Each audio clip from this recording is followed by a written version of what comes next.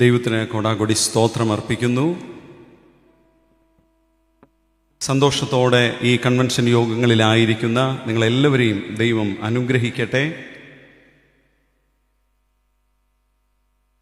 East Kerala മഹായിടവകയിൽ എനിക്ക് കടന്നു വരുവാനും നിങ്ങളോടൊപ്പം വചനം പറയുവാനും ദൈവം തന്ന ഈ വിലയേറിയ അവസരത്തെ ഓർത്ത് ഞാൻ ദൈവത്തിന് നന്ദി അർപ്പിക്കുന്നു. എനിക്ക് ഈ അവസരം നൽകിയ അഭിവന്ദനായ ഫ്രാൻസിസ് തിരുമേനിയോടുള്ള നന്ദി വളരെ നിസ്സീമമാണ്.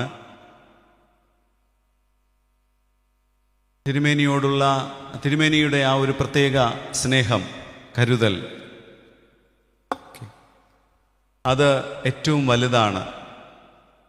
അത് എനിക്ക് അനുഭവിക്കുവാൻ ഈ അടുത്ത നാളുകളിൽ സാധിക്കുന്നു.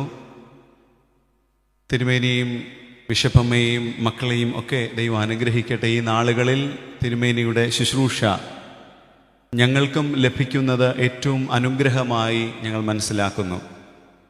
ദൈവത്തിന് നന്ദി പറയുന്നു. നമ്മോടൊപ്പമായിരിക്കുന്ന ദാനിയേൽ തിരുമേനിയെ ഓർത്ത് ഞാൻ ദൈവത്തിന് നന്ദി അർപ്പിക്കുന്നു. തിരുമേനിയുടെ സാന്നിധ്യം നമുക്കെല്ലാവർക്കും അനുഗ്രഹമാണ്. അതിനെ ഓർത്ത് ഞാൻ ദൈവത്തിന് സ്തോത്രം കരയറ്റുന്നു.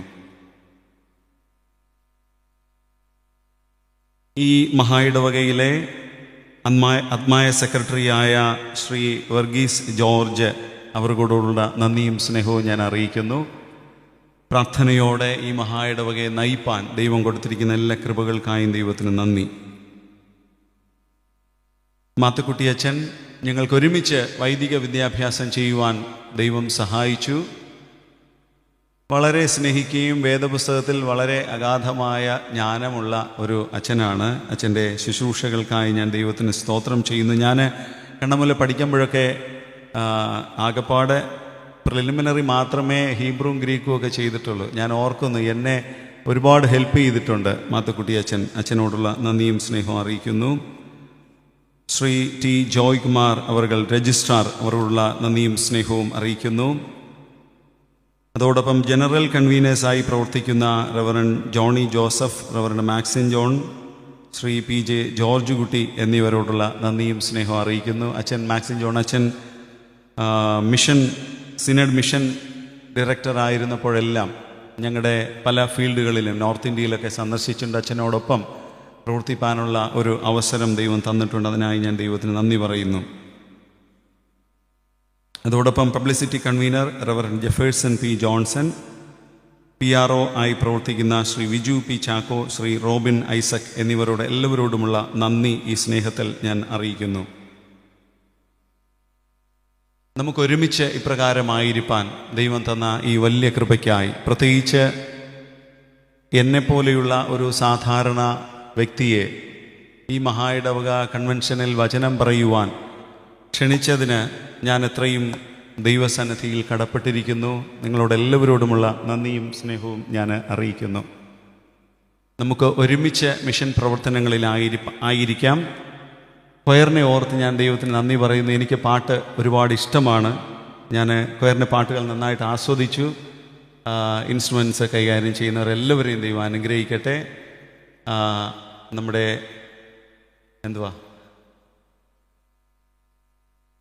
ടെലികാസ്റ്റ് ചെയ്യുന്ന എളിയ ഫാമിലി, നിങ്ങളെല്ലാം ദൈവം അനുഗ്രഹിക്കട്ടെ. ശബ്ദവും വെളിച്ചവും ക്രമീകരിക്കുന്ന എല്ലാവരെയും ദൈവം അനുഗ്രഹിക്കട്ടെ. വിവിധങ്ങളായ സ്റ്റാളുകൾ എനിക്ക് പോയി കാണുവാനും അവരോടൊക്കെ സംസാരിക്കുവാനും കഴിഞ്ഞു. അവരെയും ദൈവം ധാരാളമായിട്ട് അനുഗ്രഹിക്കട്ടെ.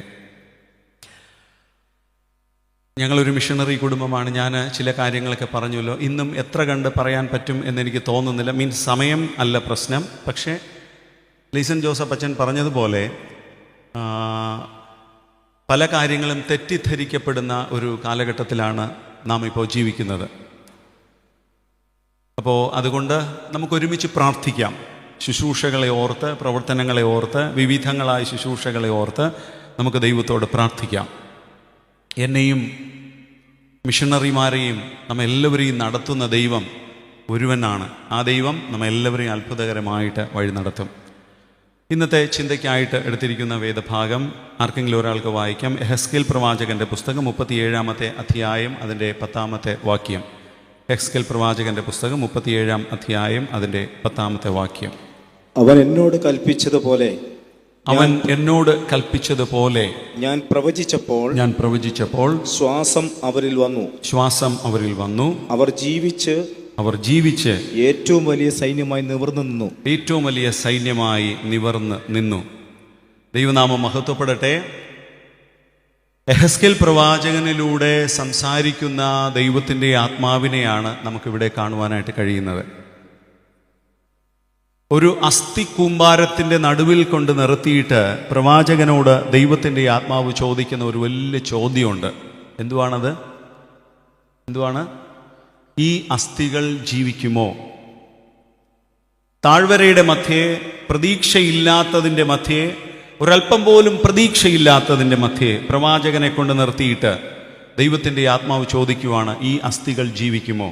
പ്രവാചകന്റെ മറുപടി വളരെ പ്രസക്തമാണ്. കർത്താവേ, എനിക്കൊന്നും അറിയത്തില്ല, എല്ലാം അങ്ങയ്ക്ക് മാത്രമേ അറിയാവൂ. ദൈവത്തിൻ്റെ ആത്മാവ് പറയുന്നു, നീ അതിനോട് സംസാരിക്കാൻ തുടങ്ങുക, നീ അതിനെ നോക്കി പ്രവചിക്കുക. ഒരു മടിയുമില്ലാതെ, ഒരു ശങ്കയുമില്ലാതെ, ഒന്ന് തിരിഞ്ഞു ചിന്തിക്കാതെ പ്രവാചകൻ അതിനോട് സംസാരിപ്പാനായിട്ട് ആരംഭിച്ചു. പിന്നെ വരുന്ന മാറ്റം എന്ന് പറയുന്നത് ഒരു വലിയ മാറ്റമാണ്, വളരെ വ്യത്യസ്തമായ ഒരു മാറ്റമാണ്. ഒരു മിഷൻ പെർസ്പെക്റ്റീവിൽ നമ്മൾ ഈ വേദഭാഗത്തെ വായിച്ചു കഴിഞ്ഞാൽ അസ്ഥി താഴ്വര എന്ന് പറയുന്നത് മിഷൻ ഫീൽഡുകളാണ്.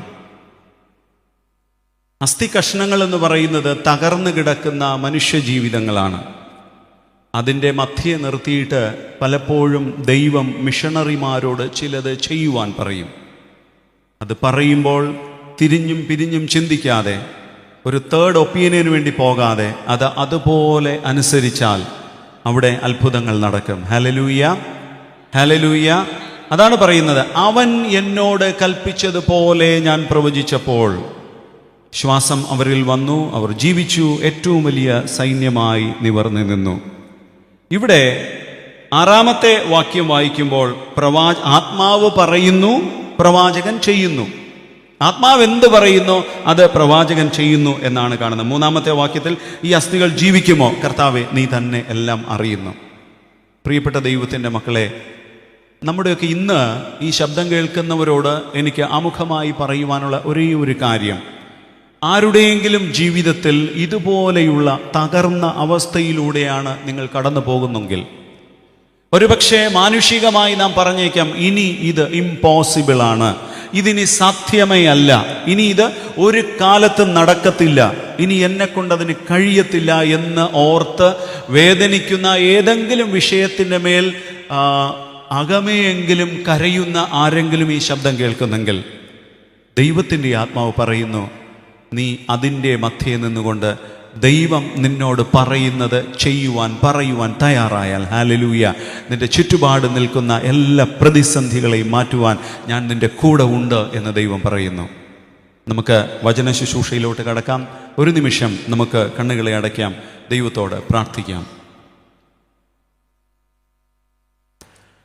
നിൻ വചനം ധ്യാനിക്കുമ്പോൾ എൻ ഹൃദയം ആശ്വസിക്കും. കൂരിരുളിൻ താഴ്വരയിൽ ദീപമതാൽ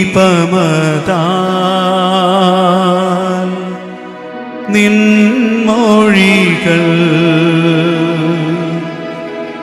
കൂരിരുളിൻ താഴ്വരയിൽ ദീപമതാൽ നിൻമൊഴികൾ. നമുക്കെല്ലാവർക്കും ചേർന്ന് പാടാം വിശ്വാസത്തോടെ. തിരുക്കരത്താൽ വഹിച്ചു എന്നെ തിരുഹിതം പോ നടത്തണമേ.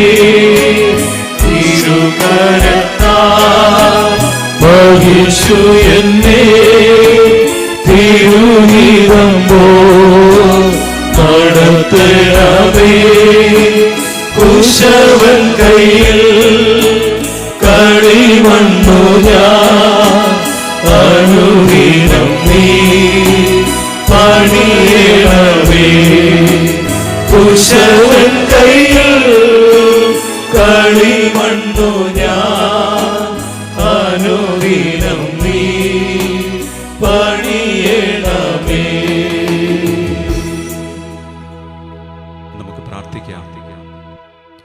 കുശവന്റെ കയ്യിലെ കളിമണ്ണ് പോലെ അപ്പാ ഞങ്ങൾ അങ്ങയുടെ പാദപീഠത്തിൽ സമർപ്പിക്കുന്നു കർത്താവേ. പുറമേ നോക്കുമ്പോൾ എല്ലാം നന്നായിരിക്കുന്നു എന്ന് തോന്നുന്നുവെങ്കിലും നീറുന്ന അനുഭവങ്ങളുമായി അകമേ കരയുന്ന ഒരുപാട് പേര് നമ്മുടെ മധ്യയുണ്ട് കർത്താവേ. അവരുടെ ഹൃദയത്തിന് ആശ്വാസം നൽകുവാൻ വചനത്തിന് മാത്രമേ കഴിയൂ അപ്പാ. വചനത്തിന് മാത്രമേ കഴിയൂ. കണ്ണുനീര് തുടയ്ക്കുന്ന വചനത്തിന് മാത്രമേ കഴിയൂ. തകർന്നതിൽ നിന്നും ഒരു പുതിയ ജീവൻ ഇന്ന് ഉടലെടുക്കുവാൻ പരിശുദ്ധാത്മാവെ ഈ ഗ്രൗണ്ടിൽ മുഴുവനായി അങ്ങ് വ്യാപരിക്കുന്നതിനായി, ഹല്ലേലൂയ, അങ്ങ് വ്യാപരിക്കുന്നതിനായി, ശക്തമായി ഉലാവിക്കൊണ്ടിരിക്കുന്നതിനായി സ്തോത്രം. എല്ലാ മക്കളുടെ മേലും ദൈവത്തിൻ്റെ പരിശുദ്ധാത്മാവ് വ്യാപരിക്കണമേ. ആഗ്രഹത്തോടെ അപ്പൻ്റെ മുഖത്തേക്ക് നോക്കുന്നവരുടെ മേൽ അങ്ങയുടെ കരം വെച്ച് അനുഗ്രഹിക്കണമേ എന്ന് പ്രാർത്ഥിക്കുന്നു. ഇനി എന്നെക്കൊണ്ട് കഴിയുകയില്ല, ഒരുപക്ഷെ എൻ്റെ കുടുംബത്തിനത് പറ്റത്തില്ല, എൻ്റെ ഒരുപക്ഷെ മക്കളുടെ പഠനമാകാം, അല്ലെങ്കിൽ ഒരുപക്ഷെ മക്കളുടെ മറ്റെന്തെങ്കിലും വേദനിപ്പിക്കുന്നതാകാം, സാമ്പത്തിക എന്തു തന്നെ ആയിക്കൊള്ളട്ടെ, ഇനി പറ്റത്തില്ല എന്നോർത്ത് കരയുന്നവരോട് ഇന്ന് രാത്രികാലം കർത്താവ് ഇടപെടുന്ന കൃപയ്ക്കായി സ്തോത്രം. ഹല്ലേലൂയ. ഇവിടെ വിട്ട് കടന്നു പോകുമ്പോൾ അപ്പാ യേശുവിൻ്റെ കൂടെ ഉണ്ട്, അവൻ എന്നെ നടത്തും എന്ന് സമാധാനത്തോടെ കടന്നു പോകുവാൻ കൃപ ചെയ്യണമേ. തകർന്ന അവസ്ഥകളെയൊക്കെ ദൈവം രൂപാന്തരപ്പെടുത്തണമേ. എഴുന്നേറ്റ് നിൽപ്പാൻ അപ്പാ ഞങ്ങളെ സഹായിക്കണമേ എന്ന് പ്രാർത്ഥിക്കുന്നു യേശുവിൻ നാമത്തിൽ തന്നെ. ആമേൻ, ആമേൻ. ഹല്ലേലൂയ, ഹല്ലേലൂയ, ഹല്ലേലൂയ. ദൈവത്തിൻ്റെ നാമം മഹത്വപ്പെടട്ടെ. അവൻ എന്നോട് കൽപ്പിച്ചതുപോലെ ഞാൻ പ്രവചിച്ചപ്പോൾ, അതാണ് അതിൻ്റെ പ്രധാനപ്പെട്ട ഭാഗം. അവൻ എന്നോട് കൽപ്പിച്ചതുപോലെ പ്രവചിച്ചപ്പോൾ ഒരു വലിയ മാറ്റത്തെ പറ്റിയുള്ള ഒരു വിവരണമാണ്. നിങ്ങളുടെ ജീവിതത്തിലും ഒരു തിരിച്ചുവരവുണ്ട് എന്ന് പ്രവാചകനിലൂടെ ദൈവജനത്തോട് പറയുന്ന ശബ്ദമാണ് നമ്മൾ കേൾക്കുന്നത്. തകർച്ചയുടെ മധ്യേ കഴിയുന്നുവെങ്കിലും നിങ്ങളുടെ ജീവിതത്തിലും ഒരു തിരിച്ചുവരവുണ്ട് എന്ന് ശക്തമായ ദൂത് നൽകുന്ന പ്രവാചകനെയാണ് നമുക്ക് കാണുവാനായിട്ട് കഴിയുന്നത്. ഇസ്രായേൽ ജനത്തിൻ്റെ ജീവിതത്തിൽ ഇടപെട്ട ദൈവത്തിൻ്റെ ആത്മാവ് ഇന്ന് നമ്മുടെയും ജീവിതത്തിൽ ഇടപെടും. എത്ര പേർക്ക് അവിശ്വാസമുണ്ട്? ഇന്ന് രാത്രിയിൽ കർത്താവ് എൻ്റെ ജീവിതത്തിൻ്റെ തകർച്ചകളെ മാറ്റുവാൻ എൻ്റെ അടുക്കൽ വന്നിട്ടുണ്ട്. ഹല്ലേലൂയ. നമ്മൾ വിശ്വാസത്തോടെ നമുക്കായിരിക്കാം. ഒരു വലിയ മാറ്റത്തെ പറ്റിയുള്ള ഒരു വിവരണമാണ് ഇത്. സാഹചര്യങ്ങൾ, ചിന്താഗതികൾ ഒക്കെ മാറിപ്പോകുന്ന, ബുദ്ധിക്കും ചിന്തയ്ക്കുമൊക്കെ അപ്പുറമായി പ്രവർത്തിക്കുന്ന ഒരു പരിശുദ്ധാത്മാവുണ്ട്, ഒരു ദൈവമുണ്ട് എന്ന് ശക്തമായി തെളിയിക്കുന്ന ഒരു വേദഭാഗം. ഉണങ്ങിയതിൽ പുതിയ ജീവൻ ഉണ്ടാകുന്ന ഒരു പ്രത്യേക അനുഭവത്തിൻ്റെ വിവരണമാണ് ഇവിടെ നമുക്ക് കാണുവാനായിട്ട് കഴിയുന്നത്. തകർന്ന് കിടക്കുന്നതിനെ ഒരുമിപ്പിക്കുക മാത്രമല്ല, അതിൽ ജീവൻ കൊടുത്ത് എഴുന്നേൽപ്പിച്ച് ഒരു വലിയ സൈന്യമായി നിർത്തുന്ന ദൈവത്തിൻ്റെ പരിശുദ്ധാത്മാവ്. ഇന്ന് രാത്രിയിലും ഞാൻ ഇന്ന് പകൽ മുഴുവനും മിഷൻ പെർസ്പെക്റ്റീവിലാണ് സംസാരിച്ചത്. നിങ്ങളുടെ ജീവിതത്തിലും ഒരു എഴുന്നേൽപ്പ്, ഒരു എഴി പറ്റത്തില്ല എന്ന് വിചാരിക്കുന്നത് ഒരുപക്ഷെ ഫിസിക്കലി ആകാം, സ്പിരിച്വലി ആകാം, മെൻ്റലി ആകാം. ഇനി ഇമ്പോസിബിൾ എന്ന് വിചാരിക്കുന്നതിൻ്റെ മേൽ ഇന്ന് ദൈവം നിങ്ങൾക്കൊരു വിടുതൽ തരാൻ പോകുന്നു. ഞാൻ വിശ്വാസത്തോടെ വിളിച്ചു പറയട്ടെ, ഇന്ന് നിങ്ങളുടെ ജീവിതത്തിൽ ദൈവം ഒരു വിടുതൽ നൽകുവാൻ പോകുന്നു. ചിലതിനെ ഒക്കെ ദൈവം പിടിച്ച് എഴുന്നേൽപ്പിച്ച് നിർത്തുവാൻ പോകുന്നു. ഒറ്റ കാര്യം ചെയ്താൽ മതി, കർത്താവിൻ്റെ കയ്യിലേക്ക് ആ കരത്തെ ഒന്ന് വച്ചു കൊടുത്താൽ മാത്രം മതി. ഹല്ലേലൂയ. ദൈവത്തിൻ്റെ കരങ്ങളിലേക്ക് ആ കരത്തെ ഒന്ന് വച്ചു കൊടുത്താൽ മാത്രം മതി. ഈ ഒറ്റ വാക്യത്തിൽ നിന്നുള്ള 3 വാക്കുകളെ വിഭജിച്ച് പറയുവാനായിട്ടാണ് ഞാൻ ആഗ്രഹിക്കുന്നത്. ഒന്നാമത്, കൽപ്പിച്ചത് അതുപോലെ ചെയ്യുന്ന പ്രവാചകൻ. കൽപ്പിച്ചതുപോലെ ചെയ്ത പ്രവാചകൻ. അവിടെ പറയുന്നു, ഞാൻ പറയുന്നത് നീ പറയണം. ദൈവത്തിൻ്റെ ആത്മാവ്, ആ സാഹചര്യം നമുക്കറിയാം. തകർന്നു കിടക്കുന്ന കുറേ അസ്ഥികഷ്ണങ്ങളുടെ മുൻപിൽ അതിൻ്റെ നടുവിൽ കൊണ്ട് പ്രവാചകനെ നിർത്തിയിട്ട് ദൈവത്തിൻ്റെ ആത്മാവ് പറയുന്നു, ഞാൻ പറയുന്നത് പോലെ നീ ഇതിനോട് പറയണം, അല്ലെങ്കിൽ നീ പ്രവചിക്കണം. ഞാൻ തരുന്നതിനെ നീ ഇതിനോട് പറയണം. കൽപ്പിച്ചതിനെ ധൈര്യത്തോടെ പറയുന്ന ഒരു പ്രവാചകൻ. കൽപ്പിച്ചത് അതുപോലെ പറയണമെങ്കിൽ ഉള്ളിൽ ധൈര്യം വേണം, ഉള്ളിൽ ചങ്കൂറ്റം വേണം. ദൈവം പറയുന്നത് അതുപോലെ ചെയ്യണമെങ്കിൽ ഉള്ളിൽ ധൈര്യം വേണം. അതിനൊരു പ്രധാനപ്പെട്ട കാരണമുണ്ട്. ഈ 37-ാമത്തെ അധ്യായം 1-ാമത്തെ വാക്യം ആർക്കെങ്കിലും ഒരാൾക്ക് വായിക്കാമോ? യെഹെസ്കേൽ പ്രവാചകന്റെ പുസ്തകം 37-ാമത്തെ അധ്യായം 1-ാമത്തെ വാക്യം വായിക്കുമ്പോൾ പ്രവാചകന് എന്തുകൊണ്ടാണ് ഈ ഒരു ധൈര്യം വന്നത് എന്ന് അവൻ തന്നെ ഈ വേദഭാഗത്തിൽ നമ്മോട് പറയുന്നു. അവനുണ്ടായ ഒരു തിരിച്ചറിവാണ് അതിൻ്റെ പ്രധാനപ്പെട്ട കാരണം. യഹോവയുടെ കൈ എൻ്റെ മേൽ വന്നു, യഹോവയുടെ കൈ എൻ്റെ മേൽ വന്നു, യഹോവയുടെ ആത്മാവിൽ എന്നെ പുറപ്പെടുവിച്ചു. മതി. യഹോവയുടെ കൈ എൻ്റെ മേൽ വന്നു, യഹോവയുടെ ആത്മാവ് എന്നെ പുറപ്പെടുവിച്ചു. പ്രവാചകനുണ്ടായ രണ്ട് പ്രധാനപ്പെട്ട ബോധ്യങ്ങളാണ്. അസ്ഥിത്താഴ്വരയുടെ നടുവിൽ നിൽക്കുമ്പോഴും ഇനി ഒരിക്കലും ഒരു പ്രതീക്ഷയും ഇല്ല എന്ന് വിചാരിക്കുന്നതിൻ്റെ മധ്യേ നിൽക്കുമ്പോഴും അവൻ്റെ ഉള്ളിൽ ഉണ്ടായ ഒരു ധൈര്യത്തിൻ്റെ പിന്നിലെ പ്രേരക ശക്തി എന്ന് പറയുന്നത് പ്രവാചകന്റെ ജീവിതത്തിൽ ഉണ്ടായ രണ്ട് ബോധ്യങ്ങളാണ്. ഇന്ന് പ്രിയപ്പെട്ട ദൈവത്തിൻ്റെ മക്കളെ, ഈ വചനം നിങ്ങൾ കേൾക്കുമ്പോൾ നമ്മുടെയും ജീവിതത്തിൽ നമ്മൾ ആർജിച്ചെടുക്കേണ്ടുന്ന രണ്ട് പ്രധാനപ്പെട്ട ബോധ്യങ്ങളാണ്. എൻ്റെ ജീവിതത്തിൽ എന്നോ കൂടെ യഹോവയുടെ കൈ. പ്രവാചകൻ പറയുന്നു, യഹോവയുടെ കൈ എൻ്റെ മേലുണ്ട്. ഹല്ലേലൂയ. യഹോവയുടെ കൈ എൻ്റെ മേലുണ്ടെങ്കിൽ ഞാൻ ഒന്നും പേടിക്കേണ്ട കാര്യമില്ല. രണ്ടാമത് പറയുന്നു, എന്നെ ഇവിടെ കൊണ്ടുവന്ന് നിർത്തിയത് ദൈവത്തിൻ്റെ ആത്മാവാണ്. അത് ഏതോ ആയിക്കൊള്ളട്ടെ, ഏത് അവസ്ഥയായിക്കൊള്ളട്ടെ, ഏത് കണ്ടീഷൻ ആയിക്കൊള്ളട്ടെ, എന്നെ ഇവിടെ കൊണ്ടുവന്ന് നിർത്തിയത് ദൈവത്തിൻ്റെ ആത്മാവാണ്. ദൈവത്തിൻ്റെ കൈ എൻ്റെ കൂടെ ഉണ്ട്. ആ ഒരൊറ്റ ഉറപ്പേ ഉള്ളൂ. ആ ഒരൊറ്റ തിരിച്ചറിവാണ് പ്രവാചകൻ പറയുന്നത് പോലെ ചെയ്യുന്നത്. ഈ ധൈര്യം എന്നൊക്കെ പറയുന്നത് ദൈവാത്മാവ് ഉള്ളിലുള്ള അവസ്ഥ, അത് അനുഭവിച്ചറിഞ്ഞാലേ പറ്റത്തുള്ളൂ. വാക്കുകളിലൂടെ നമുക്ക് കേട്ടുകൊണ്ടിരിക്കാം, പക്ഷേ അത് ഉള്ളിൽ അനുഭവിച്ചറിയുന്ന ഒരു ദൈവ പൈതലിന് മാത്രമേ ദൈവാത്മാവ് എൻ്റെ കൂടെയുണ്ട്, എൻ്റെ തലയുടെ മേൽ കർത്താവിൻ്റെ കരമുണ്ട് എന്ന് അത് അനുഭവിച്ചറിയുന്ന ഒരുവന് മാത്രമേ അത് പറ്റത്തുള്ളൂ. ഒരു പാട്ടിൻ്റെ വരി ഇങ്ങനെയാണ്: നിന്നെ വിളിച്ചവനുണ്മയുള്ളോ, കണ്ണിൻ മണി പോലെ കാത്തിടും, അന്ത്യം വരെ വഴുതാതെവൻ താങ്ങി നടത്തിടും പൊൻകരത്താൽ. ഹല്ലേലൂയ. നമ്മയൊക്കെ താങ്ങി നടത്തുന്ന ഒരു കരം നമ്മുടെ കൂടെയുണ്ട്. പ്രിയപ്പെട്ട ദൈവത്തിൻ്റെ മക്കളെ, ഒരിക്കലും മറന്നു പോകരുതേ, നമ്മെ താങ്ങി നടത്തുന്ന ഒരു കരമുണ്ട്. അത് മിഷൻ ഫീൽഡിലായാലും നമ്മുടെ സ്വന്തം സ്ഥലത്തായാലും ഈ ലോകത്തിൻ്റെ ഏത് ഭാഗത്തായിരുന്നാലും നമ്മെ താങ്ങി നടത്തുന്ന ഒരു കരം നമ്മുടെ കൂടെയുണ്ട്. നിന്നെ വിളിച്ചവൻ ഉണ്മയുള്ളോൻ, കണ്ണിൻ മണി പോലെ നിന്നെ കാത്തുകൊള്ളും. അവൻ അന്ത്യം വരെ വഴുതാതെ ജീവിതത്തിന്റെ പാതകളിൽ കൂടെയിരിക്കുന്ന ഒരു ദൈവം. ലൂക്കോസ് എഴുതിയ സുവിശേഷം 5-ാമത്തെ അധ്യായം അതിൻ്റെ 5-ാമത്തെ വാക്യം വായിക്കുമ്പോൾ അവിടെ പത്രോസ് പറയുന്നു, ഞാൻ രാവിലെ പത്രോസിനെ കുറിച്ചൊന്ന് പരാമർശിച്ചു. അവിടെ പത്രോസ് പറയുന്ന ഒരു കാര്യമുണ്ട്: നാഥ, നിന്റെ വാക്കിന് ഞാൻ വലയിറക്കാം. നമുക്കറിയാമെന്നുള്ള ഒരു വിശദീകരണമാണ് ഞാൻ ഒരിക്കൽ കൂടെ പറയുന്നതേ ഉള്ളൂ. പത്രോസ് എന്ന് പറയുന്നത് basically he was a fisherman. യേശു എന്ന് പറയുന്നത് ഒരു തച്ചൻ്റെ മകൻ, ഒരു മരപ്പണിക്കാരൻ. ഒരു മരപ്പണിക്കാരനും മീൻപിടുത്തക്കാരനും തമ്മിലുള്ള ഒരു സംഭാഷണമാണ് അവിടെ. ഒരു മരപ്പണിക്കാരൻ്റെ മകൻ മീൻപിടുത്തക്കാരനോട് പറയുവാണ്, നീ അപ്പുറത്തോട്ട് നീക്കി വല വീശ്. കടലിൻ്റെ മുക്കും മൂലയും നന്നായിട്ട് അറിയാമെന്നുള്ള പത്രോസും കൂട്ടരും രാത്രി മുഴുവനും അധ്വാനിച്ചു, ഒന്നും കിട്ടിയില്ല. അതിൻ്റെ ബാക്ക്ഗ്രൗണ്ട് എല്ലാം നമുക്കറിയാം. പിന്നെ യേശു വന്ന് വിളിക്കുന്ന ഒരു വാക്കുണ്ട്. അവൻ ചെയ്ത തെറ്റോ അവൻ വിട്ടുപോയതോ ഒന്നുമല്ല, ഒറ്റ വാക്കാണ് പത്രോസിനെ അവരെ നോക്കി യേശു വിളിക്കുന്ന: കുഞ്ഞുങ്ങളെ. ഈ ഒരൊറ്റ വാക്ക് മതി നമ്മുടെയൊക്കെ ജീവിതത്തിൽ മിറക്കിൾ സംഭവിക്കാൻ. തകർന്നു പോയ ബന്ധങ്ങളുമായി അല്ലെങ്കിൽ തകർന്നു പോയതിൻ്റെ മധ്യേ നിന്നുകൊണ്ട് കുഞ്ഞേ, കുഞ്ഞുങ്ങളെ, മക്കളെ എന്നൊന്ന് മാത്രം വിളിച്ചാൽ മതി. ആ ഒരൊറ്റ വിളിയിൽ നമ്മുടെ ഒരുപാട് പ്രശ്നങ്ങൾ മാറും. യേശുവിനെ നന്നായിട്ട് അറിയാം. യേശു പഴയതോ പുതിയതോ അല്ല ഒന്നും ചികഞ്ഞു നോക്കാൻ പോയില്ല. കുഞ്ഞുങ്ങളെ, ഒറ്റ വിളിയാണ്.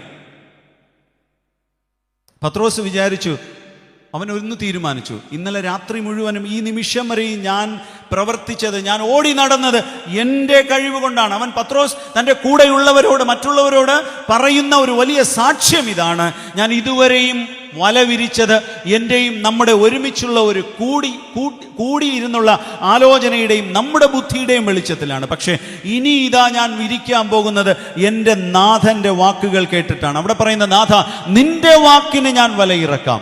അവിടെ കാണുന്നത് പെരുത്ത മീൻകൂട്ടം, ഗ്രേറ്റ് ക്വാണ്ടിറ്റി ഓഫ് ഫിഷ്. നമ്മുടെ ജീവിതത്തിൽ ബ്ലെസ്സിങ് നമുക്ക് ആവശ്യമാണ്, അനുഗ്രഹങ്ങളെ വേണം. പക്ഷേ കർത്താവിൻ്റെ വാക്ക് കൂടെ, ഞാൻ ഉച്ചത്തേക്കുള്ള സെഷനിൽ ഒരു ഭാഗം ഞാനത് പറഞ്ഞു. യേശു പറയുന്നത് നമ്മൾ അനുസരിക്കാനും കൂടെ തയ്യാറാകണം. അനുസരിക്കാതെ എത്ര തന്നെ നമ്മൾ കിണഞ്ഞു പരിശ്രമിച്ചാലും അത് ലഭിക്കുമോ ഇല്ലയോ എന്ന് നമുക്കറിയത്തില്ല. നമ്മൾ യേശുവിൻ്റെ വചനം അനുസരിക്കുക, അപ്പോൾ ജീവിതത്തിൽ അനുഗ്രഹങ്ങളെ കിട്ടും. ഇവിടെ no discussion, no rethinking, only obey the word of God. അവിടെ മറ്റൊരാളുമായിട്ട് ചിന്തിക്കാൻ പോയില്ല, വീണ്ടും ഒരുമിച്ചൊന്ന് പത്രോസും കൂട്ടർ ഒരുമിച്ച് ആലോചിക്കാൻ പോയില്ല. യേശു എന്ത് പറഞ്ഞോ അത് അനുസരിക്കുവാൻ തയ്യാറായി. അവിടെ അനുഗ്രഹത്തെയാണ് കാണുന്നത്. കൽപ്പിച്ചത് അതുപോലെ ചെയ്യുന്ന പ്രവാചകൻ. ഇന്ന് നമ്മുടെയൊക്കെ ആത്മീയ ജീവിതത്തിൽ നമുക്കൊരു അത്ഭുതത്തെ കാണണമെങ്കിൽ, നമ്മുടെ ജീവിതത്തിൽ ഒരു അത്ഭുതത്തെ കാണണമെങ്കിൽ കർത്താവ് പറയുന്നത് അല്ലെങ്കിൽ വചനത്തെ അനുസരിക്കുവാൻ തയ്യാറാകണം. താഴ്വരയിൽ നിൽക്കുമ്പോൾ അല്ലെങ്കിൽ നാം നിൽക്കുന്നതിൻ്റെ ചുറ്റും കാണുന്നത് തകർന്ന അവസ്ഥയായിരിക്കാം, ഉണങ്ങിക്കിടക്കുന്ന അസ്ഥികളായിരിക്കാം, ചിതറിക്കിടക്കുന്ന കഷണങ്ങളായിരിക്കാം. പക്ഷേ നീ നിൽക്കുന്ന സാഹചര്യത്തിൽ നിന്നെ കൊണ്ടുവന്നത് ദൈവമാണെന്നും നിന്റെ മേലെ ദൈവത്തിൻ്റെ കരമുണ്ട് എന്ന് നീ ഉള്ളിൽ ഉറപ്പോടെ വിശ്വസിച്ച് നിൽക്കുന്ന സാഹചര്യത്തെ പേടിക്കാതെ ധൈര്യത്തോട്ട് വായി തുറന്ന് പറയാൻ തുടങ്ങിയാൽ നിന്റെ മുൻപിൽ കിടക്കുന്ന നിർജീവമായത് ജീവനോടെ എഴുന്നേറ്റ് വരും. Hallelujah, hallelujah. നിർജീവമായതിനെ ജീവൻ വെപ്പിക്കുവാൻ ഉള്ളിൽ ഉറപ്പോടെ പറഞ്ഞാൽ കിട്ടുന്നത് ഒരു പുതിയ ജീവനാണ്. ചിതറിക്കിടക്കുന്നത് ഒരുമിക്കും, അവിടെ ദൈവത്തിൻ്റെ നാമം മഹത്വപ്പെടും. ഞാൻ മിഷൻ ഫീൽഡിൽ പോയപ്പോൾ അവിടെ വെള്ളത്തിൻ്റെ സംവിധാനം, അവിടെ സാധാരണ ഗ്രാമങ്ങളിലൊക്കെ വെള്ളത്തിൻ്റെ അവൈലബിലിറ്റി വളരെ കുറവാണ്. ഞങ്ങൾ അവിടെ ഒരു ബോർവെൽ ചെയ്യാൻ വേണ്ടി തീരുമാനിച്ചു. ഒരുപാട് സജഷൻസ് ഒക്കെ എടുത്തു. ഒരു മെഷീൻ വന്നു ബോർവെൽ ചെയ്യാൻ വേണ്ടി, അതിലൊരു പ്രത്യേക സ്ഥലം മെഷീൻ വന്നു, അത് അവർ കണ്ടുപിടിച്ചു. 350 അടി, 400 അടിക്കുള്ള സ്പോൺസർഷിപ്പാണ് നമുക്ക് കിട്ടിയത്. 350 അടി അടിച്ചപ്പോൾ അവർ പറഞ്ഞു, ഇത് ഡ്രൈ ലാൻഡാണ്, ഇവിടെ വെള്ളം കിട്ടത്തില്ല. കാരണം ചുറ്റുപാടുമുള്ള പലരും ദാബകളിൽ, ഹോട്ടലുകളിൽ അവരെല്ലാം കുഴിച്ചിട്ട്, 5-6 ഹോട്ടലുകളിൽ കുഴിച്ചിട്ട് വെള്ളം കിട്ടിയില്ല. എങ്കിലും ഞങ്ങൾ പറഞ്ഞു, ഞങ്ങൾക്ക് വന്ന് കുഴിക്കണം, വെള്ളം കിട്ടിയില്ല. 350 അടി അടിച്ചപ്പോൾ ഡ്രൈ ആണ്, ഇനി വെള്ളം കിട്ടത്തില്ല എന്ന് പറഞ്ഞു. അപ്പോൾ പലരും വന്ന് പല സജഷൻസും എന്നോട് പറഞ്ഞു. അപ്പോൾ ഞാൻ ചോദിച്ചു, അവിടെ ഈ വാട്ടർ ലെവൽ നോക്കുന്ന ആരെങ്കിലും ഉണ്ടോ എന്ന് ചോദിച്ചു. അപ്പോൾ അവർ പറഞ്ഞു ഉണ്ട്. അദ്ദേഹം ഒരു ഇച്ചിരി ദൂരെ നിന്ന്, ഒരു മണിക്കൂർ കഴിഞ്ഞിട്ട് ഇത്തിരി ദൂരെ നിന്ന് ഒരാളിനെ വിളിച്ചോണ്ട് ഒരു 50-60 ആൾക്കാരോടെ കൂടിയിട്ടുണ്ട് ബോർവെൽ മെഷീൻ കാണാനും അതിൻ്റെ വർക്ക് അറിയാനും വേണ്ടി. ഒരു മനുഷ്യൻ വന്നു, ഒരു നല്ലവനായ ഒരു മനുഷ്യൻ വന്നു. അദ്ദേഹത്തിൻ്റെ മെഷീൻ വെച്ച് നോക്കിയിട്ട് അദ്ദേഹം പറഞ്ഞു, 600 അടിക്ക് താഴെ വെള്ളം പോകുന്നുണ്ട് ഫാദർ, ഇനിയും 600 അടി കുഴിച്ചു കഴിഞ്ഞാലേ നിങ്ങൾക്ക് വെള്ളം കിട്ടത്തുള്ളൂ. ഞാൻ ചോദിച്ചു, 600 അടി കുഴിച്ചാൽ വെള്ളം കിട്ടുമോ? അദ്ദേഹം പറഞ്ഞു, ശ്രമിക്കാം, 600 അടി താഴെ വെള്ളം കാണുന്നുണ്ടെന്ന് പറഞ്ഞു. എന്നിട്ട് അദ്ദേഹം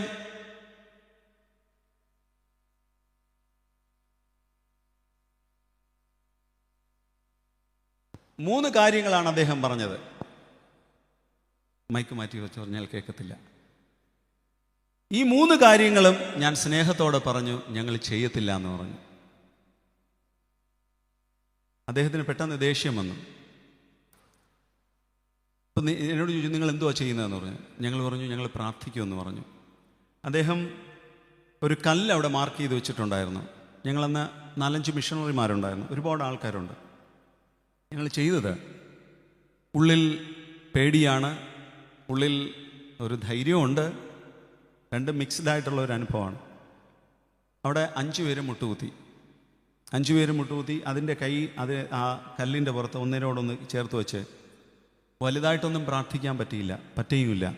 കർത്താവിനോട് പറഞ്ഞു, യേശുപ്പാ, പാറയെ പിളർന്ന് വെള്ളം നീ തന്നല്ലോ കർത്താവേ, ഞങ്ങൾക്ക് ആവശ്യമായ വെള്ളത്തെ നീ തരണം. വളരെ ശാന്തമായിട്ട്, ആരും കേൾക്കാതെ ഞങ്ങൾ പ്രാർത്ഥിച്ചു. കൈയെടുത്തു. മെഷീൻ സ്റ്റാർട്ട് ചെയ്യാൻ പറഞ്ഞു. അപ്പോഴും പുള്ളി പറയണം, നേരത്തെ അത് പറഞ്ഞ 3 കാര്യം. ഞാൻ പറഞ്ഞു ഇങ്ങനെ തൊഴുതു. ഞാൻ പറഞ്ഞു ദയവ് ചെയ്ത് അത് ചെയ്യാൻ പറ്റത്തില്ല. പുള്ളിക്ക് പെട്ടെന്ന് ദേഷ്യം വന്നിട്ട് ഒരു കസേര എടുത്ത് കൊണ്ടുവരാൻ പറഞ്ഞു. കസേര, കുലീനനായൊരു മനുഷ്യനാണ്, കസേരയിട്ട് അവിടെ ഇരുന്നു. അദ്ദേഹം പറഞ്ഞൊരു വാക്ക്, ഇനി ഇവിടെ വെള്ളം കിട്ടുന്നത് കണ്ടിട്ടേ ഞാൻ ഇവിടെ നിന്ന് പോകുന്നുള്ളൂ എന്ന് പറഞ്ഞു. അപ്പം എൻ്റെ അർത്ഥം എന്ന് പറയണത്, നീയൊക്കെ എത്ര കുഴിച്ചാലും നിനക്ക് വെള്ളം കിട്ടാൻ പോകുന്നില്ല. അതൊരു വല്ലാത്തൊരു ക്രൈസിസ് ആയിരുന്നു അന്ന്. കാരണം ആൾക്കാരിങ്ങനെ വന്ന് കൂടുവാണ്. കുഴിക്കാൻ പറഞ്ഞു. മെഷീൻ സ്റ്റാർട്ട് ചെയ്തു. ഞങ്ങൾ ചെയ്തത് ആ മെഷീൻ്റെ ചുറ്റും വെറുതെ ഇങ്ങനെ നടക്കുന്നത് പോലെ അങ്ങ് നടക്കും. ഉള്ളിനകത്ത് പ്രാർത്ഥിച്ചുകൊണ്ട് നടക്കും. ഇങ്ങനെ അതിൻ്റെ ചുറ്റുപാടും ഇങ്ങനെ നടന്ന് പ്രാർത്ഥിച്ചു. 20 40 അടിയായി, 60 100 അടിയായി, 147 അടിയായപ്പോൾ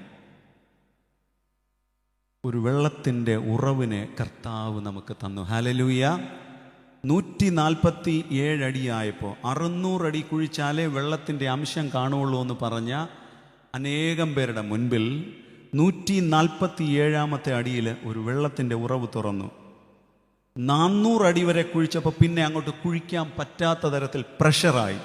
അവിടെ വെച്ച് നമ്മൾ സ്റ്റോപ്പ് ചെയ്തു. പക്ഷേ ആ മനുഷ്യൻ എന്ത് ചെയ്യുന്നറിയാമോ? ഓടി വന്ന് എന്നെ കെട്ടിപ്പിടിച്ചിട്ട് എന്നോട് ചോദിച്ച ഒരു ചോദ്യമുണ്ട്, നിങ്ങൾ ആരോടാണ് പ്രാർത്ഥിച്ചത്? ആപ് കിസ്കോ പ്രാർത്ഥന കിയ? ആരോടാണ് പ്രാർത്ഥിച്ചത്? ഞാൻ പിന്നെ ഒരു 2 സെൻറ്റൻസിൽ അദ്ദേഹത്തോട് പറഞ്ഞു, ഞങ്ങൾ പ്രാർത്ഥിച്ചത് യേശുവിനോടാണ്. അദ്ദേഹം എനിക്ക് ഷേക്കൻഡ് തന്നിട്ട് അദ്ദേഹം ദേഷ്യമെല്ലാം മാറിപ്പോയി. ഞാൻ അവിടെ ചെയ്തത് ആ ഗ്രാമത്തിലെ ഒരു പബ്ലിക് ടാപ്പ്, അതിൽ എല്ലാം വാട്ടർ സിസ്റ്റം എല്ലാം സെറ്റ് ചെയ്തിട്ട് ഒരു പബ്ലിക് ടാപ്പ് വെച്ചു. അവിടെ വരുന്ന എല്ലാവർക്കും വെള്ളം കൊടുക്കാനുള്ള ഒരു സംവിധാനം ചെയ്തു. അതുകൊണ്ട് ഞാൻ അവിടെ പോയി സുവിശേഷം ആരംഭിച്ചത്, ഞാൻ പലപ്പോഴും പറയും, വെള്ളത്തിൻ്റെ സുവിശേഷമാണ് ഞാൻ ആരംഭിച്ചത്. കാരണം വെള്ളം കൊടുത്തുകൊണ്ടാണ് ഞാൻ അവിടെ സുവിശേഷം ആരംഭിച്ചത്. പ്രിയപ്പെട്ട ദൈവത്തിൻ്റെ മക്കളെ, ഏത് തകർന്ന ഡ്രൈ ലാൻഡെന്ന് ആരോ പറഞ്ഞോളട്ടെ, നിൻ്റെ അടുത്ത് കർത്താവ് പറയണമെങ്കിൽ നീ ചെയ്യണം. ഹല്ലേലൂയ. മോശയോട് പറഞ്ഞു, നീ പാറയുടെ പുറത്ത് അടിക്ക്. അവിടെ വെള്ളം കിട്ടി. ഇവിടെ സമുദ്രത്തിന് നിന്നപ്പോൾ മോശയോട് പറഞ്ഞു, നിന്റെ കയ്യിലിരിക്കുന്ന വടി നീട്ടി. അവിടെ എന്തുവാ സംഭവിച്ചത്? The prevention become the protection. എന്തുവാണോ പ്രിവെൻഷൻ ആയിട്ടുണ്ടായിരുന്നത് അതൊരു പ്രൊട്ടക്ഷനായി മാറി. വെള്ളം അതൊരു തടസ്സമായി നിന്നു, പക്ഷെ ആ തടസ്സത്തെ ദൈവം ഒരു മതിലാക്കി മാറ്റി കൊടുത്തു. Hallelujah, hallelujah. നിങ്ങൾക്കൊക്കെ പറയാൻ ഒരുപാട് ഉദാഹരണങ്ങൾ മനസ്സിൽ ഇപ്പോൾ ഓർമ്മ വരുന്നുണ്ട് എന്നെനിക്കറിയാം. പ്രിയപ്പെട്ട ദൈവത്തിൻ്റെ മക്കളെ, പറഞ്ഞത് അതുപോലെ നീ പറയാൻ തയ്യാറായി. എനിക്ക് ഒരുപാട് ഉദാഹരണങ്ങൾ, ഞാൻ മുമ്പോട്ട് പോകുവാണ്. ഗ്രാമങ്ങളുടെ കാര്യങ്ങളൊക്കെ പറഞ്ഞത് അതുപോലെ പറയുന്ന പ്രവാചകൻ. 2ാമത്തെ കാര്യം എന്ന് പറയുന്നത് ഉണങ്ങിയ അസ്ഥിയോട് ദൈവവചനം പറയുന്ന പ്രവാചകൻ. ഉണങ്ങിയ അസ്ഥിയോട്. ഇവിടെ 2 വാക്കാണ് പ്രധാനം. 1 ഉണങ്ങിയ അസ്ഥി, 2 ജീവനുള്ള വചനം. ഹഡ്ഡി കോ ദേഖർ വചൻ ബോൽനെ വാല ഭവിഷ്യവക്ത. അവർക്ക് ഓക്കെ അച്ഛാ, കറക്റ്റ് തന്നെ ഞാൻ പറഞ്ഞത്. Thank you. ഓക്കെ. ഉണങ്ങിയ അസ്ഥിയോട് വിശ്വാസത്തോടെ വചനം പറയുന്ന ഒരു പ്രവാചകൻ. 1 ദൈവം പറയുന്നത് അതുപോലെ അവൻ പറഞ്ഞു. 2 അവൻ പറഞ്ഞത് ആരോടാണ്? ഉണങ്ങിയ അസ്ഥിയോട്. ഈ 2 വാക്കുകൾ, 1 ഉണങ്ങിയ അസ്ഥി, 2 ജീവനുള്ള വചനം. അവിടുത്തെ സിറ്റുവേഷൻ നമ്മളൊന്ന് ചിന്തിക്കുമ്പോൾ പ്രവാചകനെ കൊണ്ട് നിർത്തിയിരിക്കുന്നത് ഒരു അസ്ഥി താഴ്വരയിലാണ്. ഒരുപക്ഷെ കീടങ്ങൾ നിറഞ്ഞ ഒരു സ്ഥലമാകാം, പൊടിപടലം നിറഞ്ഞ ഒരു സ്ഥലമാകാം, നേരെ നിൽക്കാൻ പറ്റാത്ത ഒരവസ്ഥയാകാം, പേടി തോന്നുന്ന അനുഭവമാകാം, അറപ്പുളവാക്കുന്ന അനുഭവമാകാം. ഇതുപോലേക്കുള്ള അവസ്ഥകളിലൂടെ നമ്മൾ പലപ്പോഴും കടന്നു പോയിട്ടുള്ളവരാണ്. പക്ഷേ ആത്മാവ് പറഞ്ഞു, നീ ഇതിനോട് വചനം പറയണം. അവിടെയാണ് അത്ഭുതത്തിൻ്റെ തുടക്കം. ആത്മാവ് പറഞ്ഞു, നീ ഇതിനോട് വചനം പറയും. പ്രിയപ്പെട്ട ദൈവത്തിൻ്റെ മക്കളെ, ജീവിതത്തിൽ ഇനി സാധ്യതയില്ല എന്ന് ഭാരത്തോടെ ചിന്തിക്കുന്ന വിഷയത്തിൻ്റെ മേൽ ഇന്ന് ദൈവം ഇടപെടുന്ന ദിവസമാണ്. ഹല്ലേലൂയ. ജീവിതത്തിൽ ഇനി സാധ്യതയില്ല എന്ന് എന്നെ കേൾക്കുന്നവരോട് വിശ്വാസത്തോടെ ഞാൻ പറയുവാണ്. ഇനി സാധിക്കയില്ല, പറ്റുകയില്ല എന്ന് എഴുതിത്തള്ളിയ ചില വിഷയങ്ങളുടെ മേൽ ഇന്ന് ദൈവം അത്ഭുതം പ്രവർത്തിക്കുന്ന രാത്രിയാണ്. ജീവനുള്ള വചനം അതിന് കഴിവുള്ളതാണ്, ശക്തിയുള്ളതാണ്. സാഹചര്യത്തെ നോക്കി പേടിച്ച് പിന്മാറി നിൽക്കുകയല്ല, വിശ്വാസത്തോടെ മുന്നോട്ട് പോകുവാനാണ് നമ്മോട് ദൈവത്തിൻ്റെ വചനം പറയുന്നത്. മനസ്സിൽ ഒരുപാട് ഉദാഹരണങ്ങൾ വരുന്നുണ്ട്, പക്ഷെ ഒന്നും പറയാൻ പറ്റുന്നില്ല. സങ്കീർത്തനം 23:4 വായിക്കുമ്പോൾ അവിടെ പറയുന്നു, കൂരിരുൾ താഴ്വരയിൽ. ഒന്ന് പറഞ്ഞേ, ആ വാക്യം ഒന്ന് പറഞ്ഞേ. ഭയപ്പെടുകയില്ല, നീ എന്നോട് കൂടെ ഇരിക്കുന്നുവല്ലോ. ഇതൊക്കെ നല്ല വചനങ്ങളാണ്.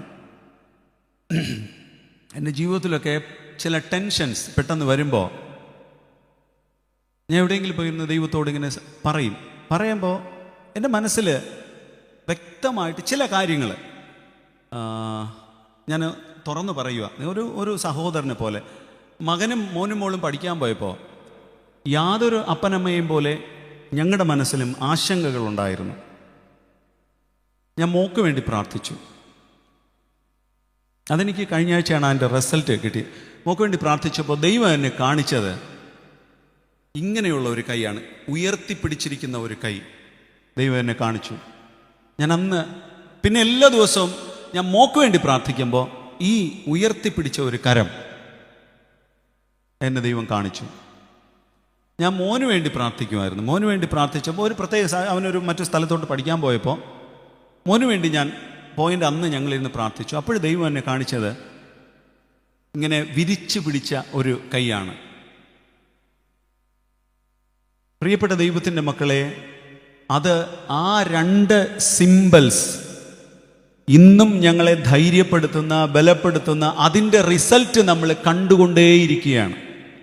ഉയർത്തിപ്പിടിക്കുന്ന ദൈവത്തിൻ്റെ കരവും ചേർത്ത് പിടിക്കുന്ന, സുരക്ഷിതമായി പിടിക്കുന്ന ദൈവത്തിൻ്റെ കരവും. ഹല്ലേലൂയ.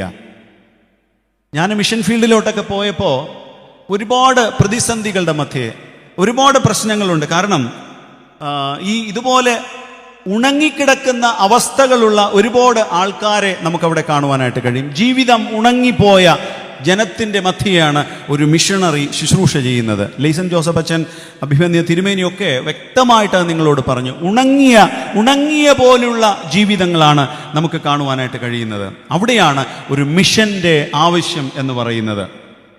ഞാൻ ചില കാര്യങ്ങൾ ഇന്ന് എക്സ്ട്രാ കുറിച്ച് വെച്ചുകൊണ്ട് വന്നിട്ടുണ്ട്. വിദ്യാഭ്യാസം ഒരു പ്രധാനപ്പെട്ട ഒരു കാര്യമാണ്. ഉണങ്ങിയ അവസ്ഥയിൽ നിന്നും ജീവൻ പ്രാപിക്കുന്നതിന്, ഒരു സമൂഹം ജീവനിലേക്ക് നയിക്കണമെങ്കിൽ വിദ്യാഭ്യാസം ആവശ്യമാണ്. ഡ്രസ്സിങ് സ്റ്റൈൽ, ഞാൻ ഒരുപാട് വസ്ത്രങ്ങൾ കൊണ്ടുപോയി കൊടുത്തിട്ടുണ്ട്. മിഷണറിമാർ എല്ലാവരും അങ്ങനെ തന്നെ ചെയ്യുന്നവരാണ്. അവരുടെ ആഹാര രീതി, കുഞ്ഞുങ്ങൾ ആഹാരമില്ലാതെ കരയുമ്പോൾ സുലഭമായി ലഭിക്കുന്ന മത്ത് രസം, ഉറങ്ങാൻ വേണ്ടി ആഹാരത്തിന് വേണ്ടി കരയുമ്പോൾ അവർക്ക് കൊടുക്കാൻ ആഹാരമില്ലാത്തതുകൊണ്ട് മയങ്ങി ഉറങ്ങാൻ വേണ്ടി അവർക്കൊരു ഗ്ലാസ്സിൽ ഒഴിച്ചിട്ട് അതിനെ പകർന്നു കൊടുക്കും. അത് പ്രായഭേദമില്ല. കരയുന്ന കുഞ്ഞുങ്ങൾ എത്ര വയസ്സുള്ളതാണ് നമുക്കറിയാം. ഈ കൊച്ചു പിഞ്ചു കുഞ്ഞുങ്ങൾ കരച്ചിൽ നിർത്താൻ വേണ്ടി അവർ കൊടുക്കുന്ന പാനീയം അതാണ്. അടുത്ത ദിവസം രാവിലെ എഴുന്നേൽക്കുമ്പോൾ വീണ്ടും കരഞ്ഞു തുടങ്ങും, വീണ്ടും കൊടുക്കും. ഇതൊക്കെ കണ്ട് ഒരുപാട് ദൈവത്തോട് പ്രാർത്ഥിക്കുകയും വേദനിക്കുകയും എന്തെങ്കിലുമൊക്കെ ചെയ്തിട്ടുണ്ട്. ട്രീറ്റ്മെൻറ്റ് എന്ന് പറയുന്നത്, ചികിത്സാ രീതി എന്ന് പറയുന്നത് വളരെ, ഞാൻ രാവിലെ കുറച്ച് കാര്യങ്ങൾ പറഞ്ഞു. ചികിത്സയില്ലാതെ നശിച്ചു പോകുന്ന ഒരുപാട് പേരുണ്ട് നമ്മുടെ ചുറ്റുപാടിലും. ശരിയായ പ്രോപ്പർ ട്രീറ്റ്മെൻറ്റ്, നമുക്ക് എത്ര പേർക്ക് നമ്മുടെ കുഞ്ഞുങ്ങളെ അങ്ങനെയുള്ളിടത്തേക്ക് അയക്കാൻ പറ്റും? നിങ്ങൾ ജീവിതം മുഴുവനും സമർപ്പിക്കേണ്ട. ഞാൻ രാവിലെ പറഞ്ഞല്ലോ, ഒരല്പസമയം, കുറച്ചു കാലം, ഒരു 6 months എന്തൊരാശ്വാസമായിരിക്കും എന്നറിയാമോ? ഒരുപാട് പേരുടെ കണ്ണുനീര് ഒപ്പുവാനായിട്ട് കഴിയും. ഞാനിപ്പോൾ ഇരിക്കുന്ന ഒരു സ്ഥലത്ത്, അവിടെ ഞാൻ വാഗായിട്ട് പറഞ്ഞു പോകാം. ജനുവരി 2-ാം തീയതി 3.5 വയസ്സുള്ള ഒരു കുഞ്ഞ് മരണപ്പെട്ടു. അവൻ ക്രിസ്മസിനൊക്കെ ഒരുപാട് ഡാൻസും ആക്ഷൻ സോങ്ങും ഒക്കെ ചെയ്ത് വാക്യമൊക്കെ പറഞ്ഞൊരു കുഞ്ഞാണ്. നല്ല ചുറുചുറുക്കുള്ള ഒരു കുട്ടി. പെട്ടെന്നൊരു പനി വന്നു. രാവിലെ 38 കിലോമീറ്റർ അപ്പുറത്തുള്ള ഒരു ഹോസ്പിറ്റലിൽ കൊണ്ടുപോയി. അവിടെ കൊണ്ടുപോയി ട്രീറ്റ്മെൻറ്റ് നടന്നുകൊണ്ടിരുന്നപ്പോൾ ഫിറ്റ്സ് വന്നു. പെട്ടെന്ന് 80 കിലോമീറ്റർ അപ്പുറത്തുള്ള ഒരു ഹോസ്പിറ്റലിൽ കൊണ്ടുപോയി. ചിൽഡ്രൻ സ്പെഷ്യാലിറ്റി ഹോസ്പിറ്റൽ എന്ന് പറഞ്ഞ് അവിടെ കൊണ്ടുപോയി അഡ്മിറ്റ് ചെയ്ത് ഒരു 10 മിനിറ്റ് കഴിഞ്ഞപ്പോൾ ഞങ്ങൾ പെട്ടെന്ന് വാഹനത്തിൽ അവിടെ എത്തിയപ്പോൾ കണ്ട കാഴ്ച ദയനീയമായിരുന്നു. ഒരിക്കലും വിചാരിക്കാത്ത രീതിയിൽ ആ കുഞ്ഞിൻ്റെ ട്രീറ്റ്മെൻറ്റ് രീതി കണ്ടിട്ട് ഒരുപാട് മനസ്സ് നൊന്ത് ഞാൻ പുറത്തു പോയി നിന്നു. എങ്കിലും ഞാൻ മാക്സിമം അടുത്ത് നിന്ന് കാണുവാനായിട്ട്, കാരണം ഞാൻ മാക്സിമം നോക്കി നിന്നു. ഡോക്ടറോട് ചോദിച്ചു, ഞാനൊരു ഫോട്ടോ എടുത്തോട്ടെ എന്ന് ചോദിച്ചു. അത് സമ്മതിച്ചില്ല. ഓക്കെ, എടുത്തോളാൻ പറഞ്ഞു. എടുത്തു. ആ കുഞ്ഞിൻ്റെ ശരീരത്തിൽ അവർ ഘടിപ്പിച്ച, ഞാൻ ട്രീറ്റ്മെൻറ്റിൻ്റെ രീതിയെ കുറ്റം പറയുന്നതല്ല, ഘടിപ്പിച്ച അല്ലെങ്കിൽ ദ്വാരങ്ങളിട്ട് ഇറക്കിയിരിക്കുന്ന ആ കുഴലുകൾ, 3.5 വയസ്സ് പ്രായം. ഒരു 3/4 മണിക്കൂർ കഴിഞ്ഞപ്പോൾ ഒരു ഡോക്ടർ വളരെ തന്മയത്വത്തോടെ വന്ന് പറഞ്ഞു, ഒരു 42,000 രൂപ അടയ്ക്കണം കേട്ടോ. എന്നോട് ചോദിച്ച ചോദ്യമാണ്, നമുക്ക് ഈ കുഞ്ഞിനെ രക്ഷപ്പെടുത്തണ്ടേ? അപ്പനുണ്ട്, അമ്മയുണ്ട്, ഞാനുണ്ട്, ഞങ്ങളുടെ മിഷണറി ഉണ്ട്. ചോദിച്ച ചോദ്യമാണ്, ഈ കുഞ്ഞിനെ നമുക്ക് രക്ഷപ്പെടുത്തണ്ടേ? അതിൽ വീണുപോയി നമ്മളെല്ലാവരും. വളരെ പാടുപെട്ട് ഏകദേശം 12 മണിക്കകത്ത് 42,000 രൂപ അടച്ചു. 1 മണിയായപ്പോൾ കുറച്ച് നേരം കൂടെ നിന്നിട്ട് ഞാനും മിഷണറിയും തിരിക്കുകയാണ്. അപ്പനും അമ്മയും വേറൊരാളും ഉണ്ട്. ഇതിനിടയ്ക്ക് ഒരുപാട് പേരെ വിളിച്ചു, ചോദിച്ചു, പല കാര്യങ്ങളൊക്കെ ഇങ്ങനെ ചെയ്തുകൊണ്ടിരിക്കുകയാണ്. 1:30 മണിയായപ്പോൾ പറഞ്ഞു, പെട്ടെന്നൊരു 50,000 രൂപ കൂടെ അടയ്ക്കണം, ഞങ്ങൾ വെന്റിലേറ്ററിലോട്ട് മാറ്റാൻ പോവുകയാണ്. ഞാനിത് പറയുന്നത് ആരെയും ദൈവം ഇത് അങ്ങനെ ചിന്തിക്കരുത്. എൻ്റെ മനസ്സിൻ്റെ വേദന ഞാൻ പറയുന്നതാണ്. എനിക്ക് എന്തെങ്കിലും ചെയ്യണം എന്നുള്ളത് കൊണ്ട് ഞാൻ പറയുന്നതാണ്. ഒരു പക്ഷേ ചിലർക്കെങ്കിലും ഇതൊരു തിരിച്ചറിവിൻ്റെ സംഭവമായിരിക്കും. 50,000 രൂപ അടയ്ക്കണം, പെട്ടെന്ന് വെന്റിലേറ്ററിലോട്ട് മാറ്റണം. പിന്നെ ആ കുഞ്ഞിനെ നമ്മൾ കണ്ടില്ല. രാവിലെ ആയപ്പോൾ, ഇവൻ 1:30 മണിയായപ്പോൾ ഈ അപ്പൻ വിളിച്ചു പറയണം, അയ്യാ 50,000 രൂപ അടയ്ക്കണമെന്ന് പറയുന്നു, എന്ത് ചെയ്യാൻ? ഞാൻ പറഞ്ഞു, കണ്ടിന്യൂ ചെയ്യാൻ പറഞ്ഞു ട്രീറ്റ്മെൻറ്റ്. രാവിലെ വെളുപ്പാൻ രാവിലെ തന്നെ ഞങ്ങൾ തിരിച്ചു വന്നു. 8 മണിയായപ്പോൾ പറഞ്ഞു, ഇനി അവർ വളരെ തന്മയത്വത്തോടെയാണ് പറയുന്നത്, ഇനി ഞങ്ങളെ കൊണ്ട് പറ്റത്തില്ല കേട്ടോ, നിങ്ങളെ ഗവൺമെൻറ് ഹോസ്പിറ്റലിൽ കൊണ്ടുപോകണം, ഞങ്ങൾ തന്നെ അതിൻ്റെ എല്ലാ ക്രമീകരണവും ചെയ്തു തരാം. സത്യമായി എനിക്ക് അപ്പോഴ് ഒരു ചെറിയ നെഗറ്റീവായിട്ട് സ്മെല്ല് ചെയ്തു. ഞങ്ങൾ തന്നെ എല്ലാ ക്രമീകരണവും ചെയ്ത് നിങ്ങൾ ഈ കുഞ്ഞിനെ അവിടെ എത്തിക്കാമെന്ന് പറഞ്ഞു. അവരെ കൊണ്ടെത്തിച്ചു. ഇതിനകത്ത് ഗവൺമെൻറ് ഹോസ്പിറ്റൽ, പ്രൈവറ്റ് ഹോസ്പിറ്റൽ എന്ന് പറഞ്ഞാൽ വേറെ ഈഗോ അങ്ങനെ ഒന്നുമില്ല. ഇത് ഞാൻ നേരിട്ട് കണ്ട ഒരു സംഭവമാണ്. ആ കുഞ്ഞിനെ എത്തിച്ച് 15 മിനിറ്റ് കഴിഞ്ഞപ്പോൾ ആ കുഞ്ഞ് മരണപ്പെട്ടു. ആ ഗവൺമെൻറ് ഡോക്ടർ കരഞ്ഞുകൊണ്ടാണ് എന്നോട് പറഞ്ഞത് ഒരുപാട് കാര്യങ്ങൾ. ഒരു ഡോക്ടർ തന്നെയാണ് പറഞ്ഞത്. ഞാൻ 2 മുഖമാണ് അവിടെ കണ്ടത്. എൻ്റെ മോളും പഠിച്ച് ആകാൻ പോകുന്നു. ഞാൻ അവളോട് പറഞ്ഞ 3 കാര്യമാണ്. മക്കളെ, ഒരു പേഷ്യൻ്റ് നിൻ്റെ അടുത്ത് വരുമ്പോൾ അവൈലബിലിറ്റി ഓഫ് എ ഡോക്ടർ. നമ്മൾ ഭയങ്കര തിരക്കാണ്. ഡോക്ടറെ ഒരുപക്ഷെ ഇവിടെ നമുക്ക് അവൈലബിൾ ആയിരിക്കാം, പക്ഷെ പലയിടത്തും ഒരുപാട് വേദനിക്കുന്ന അനുഭവങ്ങൾ മനസ്സിനകത്ത് കിടപ്പുണ്ട്. Availability of A doctor. നമ്മുടെ അടുത്ത് വരുന്ന വ്യക്തികൾക്ക് നമ്മൾ ലഭ്യത ഉണ്ടാക്കണം. 2, സത്യസന്ധമായി എന്താണ് കണ്ടീഷൻ എന്നവരോട് പറയണം. കള്ളം പറയരുത്. ആശുപത്രിയിലെ ഉപകരണങ്ങൾ തിരുക്കി കയറ്റുവാനുള്ള ഒരു ഉപകരണമാക്കി, അല്ലെങ്കിൽ ഒരു ഇൻസ്ട്രുമെൻ്റായിട്ട് ഒരിക്കലും ഒരു പേഷ്യൻറ്റിനെ കാണരുത്. വളരെ പാടാണ് ഇന്നത്തെ കാലഘട്ടത്തിൽ. ഒരിക്കലും അങ്ങനെ ഒരു മൈൻഡ് നിങ്ങൾ ഡെവലപ്പ് ചെയ്യരുത്. ഒരു പേഷ്യൻ്റ് കരഞ്ഞുകൊണ്ട് നിങ്ങളുടെ മുമ്പിൽ നിൽക്കുമ്പോൾ പറ്റുന്നില്ല എങ്കിൽ പറ്റുന്നില്ല എന്ന് പറയണം സ്നേഹത്തോടെ. മറ്റെവിടെയെങ്കിലും കൊണ്ടുപോയിക്കോ എന്ന് പറയണം. ഒരുപാട് കാര്യങ്ങൾ ഞാൻ പഠിച്ചു ആ ഒരൊറ്റ സംഭവത്തിൽ നിന്ന്. അത് തൊട്ട് ആ കുഞ്ഞിനെ കുളിപ്പിച്ചത് വരെ ഞാനുണ്ടായിരുന്നു കൂടെ. കാരണം എല്ലാവരും തകർന്നു പോയി. ആ കുടുംബം ഇന്നും തകർച്ചയുടെ അവസ്ഥയിലാണ്. എല്ലാ ദിവസവും വിളിക്കും, പ്രാർത്ഥിക്കും. പ്രിയപ്പെട്ട ദൈവത്തിൻ്റെ മക്കളെ, ഒരു പ്രോപ്പർ ട്രീറ്റ്മെൻറ്റ് ഇല്ലാത്തത് കൊണ്ട് മരിച്ചു പോകുന്ന, ഒരു രോഗം വന്നാൽ മരണമല്ലാതെ മറ്റൊന്നുമില്ല. ഞാൻ താമസിച്ച വീട്ടിൻ്റെ തൊട്ട് ഫ്രണ്ടിൽ ഒരു വീടുണ്ട്. അത് മറ്റൊരു സ്ഥലത്താണ്. പെട്ടെന്നൊരു അമ്മയ്ക്ക്, 2 കുഞ്ഞുങ്ങളുള്ള ഒരു അമ്മയ്ക്ക് മാനസിക അസ്വസ്ഥത നേരിട്ടു. നോർത്ത് ഇന്ത്യയിലൊക്കെ പറയുന്ന ഒരു രീതിയാണ് ഇത്. സാത്താൻ പിടിച്ചു, സൈത്താൻ ആക്രമൺ കിയ എന്നൊക്കെ പറയും. അങ്ങനെ ഒരു സിസ്റ്റം ഉണ്ട്. പിശാച് പിടിച്ചു എന്ന് പറയും. ഈ കുട്ടിയെ കുറേ പേര് വന്ന് പറഞ്ഞു, നീ തൊട്ടപ്പുറത്തിരിക്കുന്ന പള്ളിയിൽ കൊണ്ടുപോയി പ്രാർത്ഥിക്കുക. ഇല്ല, അവർ കൊണ്ടുപോയി മറ്റൊരു സ്ഥലത്ത് കൊണ്ടുപോയപ്പോൾ ഇവർക്ക് വേണ്ടി അവർ ചെയ്ത ട്രീറ്റ്മെൻറ്റ് ഇതാണ്. വറ്റൽ മുളക്, നമ്മൾ വീട്ടിൽ പാചകത്തിന് ഉപയോഗിക്കുന്ന വറ്റൽ മുളകിനെ ഒരു മൺപാത്രത്തിൽ കനൽ കൊണ്ടുവന്നിട്ട് ഈ വറ്റൽ മുളകിനെ അതിനകത്തിട്ടിട്ട് വരുന്ന പുകയെ ഒരു വീശറി പോലത്തെ സാധനം കൊണ്ട് അടിച്ച് ഈ പെൺകുട്ടിയെ ഫ്രണ്ടിൽ എടുത്തിട്ട് അവളുടെ മൂക്കിലോട്ട് അല്ലെങ്കിൽ അവളുടെ ദേഹത്തോട്ട് ഈ പുക അടിച്ച് കയറ്റുവാണ്. ഇതൊക്കെ നമ്മൾ നേരിട്ട് കണ്ട കാഴ്ചയാണ്. പുകയടിച്ച് കയറ്റുമ്പോൾ ഈ കുട്ടി അല്ലെങ്കിൽ ഈ പെൺകുട്ടി, ഈ അമ്മ ചുമച്ച് ചുമച്ച് ചുമച്ച് തൊണ്ട മുറിഞ്ഞ് ബോധം കെട്ട് വീഴും. അപ്പോഴൊന്ന് കൈയടിക്കും, അവളുടെ ഉള്ളിലുള്ള ബാധ ഒഴിഞ്ഞു പോയി. ഇതാണ് ട്രീറ്റ്മെൻറ്റ് രീതി. പൂർണ്ണഗർഭിണി പ്രസവിക്കാൻ നേരത്ത് ചട്ടുകം പഴുപ്പിച്ച് വയറ്റിൽ വയ്ക്കുമ്പോൾ ഈ വേദന കൊണ്ട് ഉണ്ടാകുന്ന ആ ഒരു എന്തുവാ ബ്രീത്തിങ്ങിൽ ഡെലിവറി നടക്കും. വയറ്റിലുണ്ടായിരിക്കുന്ന പുണ്ണെന്തുവാണെന്ന് പെൺകുട്ടിയോട് ചോദിച്ചപ്പോൾ ആ കുഞ്ഞിനെയും കയ്യിൽ വെച്ചുകൊണ്ടിരുന്ന അമ്മ പറഞ്ഞതാണ്. വേറെ ഒരിടത്തുമല്ല, നമ്മുടെ തൊട്ടടുത്തുള്ള ഒരു സ്റ്റേറ്റിലാണ്. തലവേദന വന്നു കഴിഞ്ഞാൽ കമ്പി, ചെറിയ പണ്ടൊക്കെ നമ്മൾ കേട്ടിട്ടുണ്ട്, ചെറിയ കമ്പി ഇങ്ങനെ അത് ആയുർവേദത്തിലൊരു ട്രീറ്റ്മെൻറ്റ് ഉണ്ടെന്ന് ഞാനൊരിടത്ത് പ്രസംഗിച്ചപ്പോൾ ഒരു ആയുർവേദ ഡോക്ടർ എന്നോട് വന്ന് പറഞ്ഞു. ഒരു പക്ഷേ അതായിരിക്കാം, അതിന് ഞാൻ നിരാകരിക്കുന്നില്ല.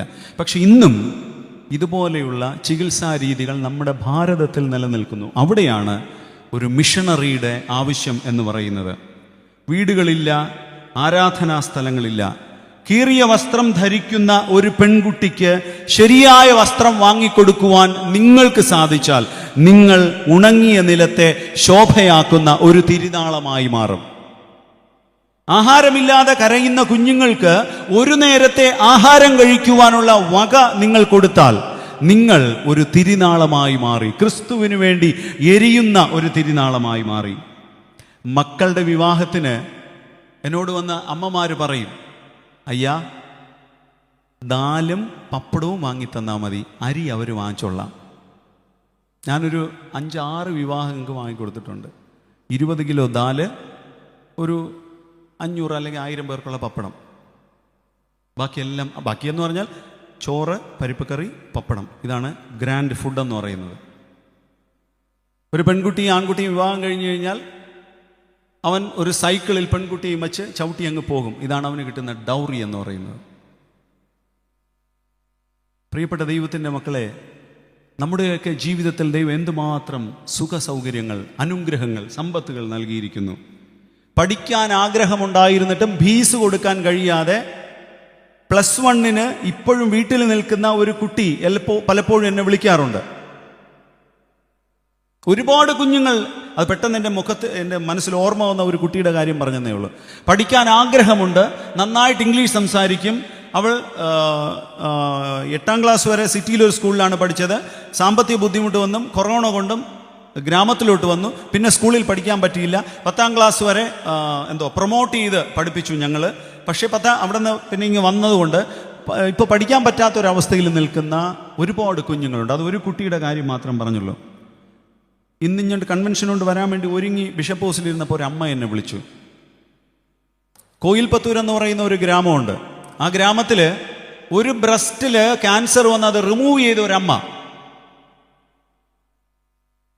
റോഡിൽ നിന്ന് 3.5 കിലോമീറ്റർ കുറ്റാക്കുറ്റിരുട്ടിൽ ഒരു ചെറിയൊരു നടവഴിയിലൂടെ നടന്നു പോകണം അവരുടെ വീട്ടിൽ. റോഡ് വരെ ബസ് വരത്തുള്ളൂ. ആ ഏരിയയിൽ ഒരൊറ്റ വീടേ ഉള്ളൂ. ഞങ്ങളവിടെ പോകും.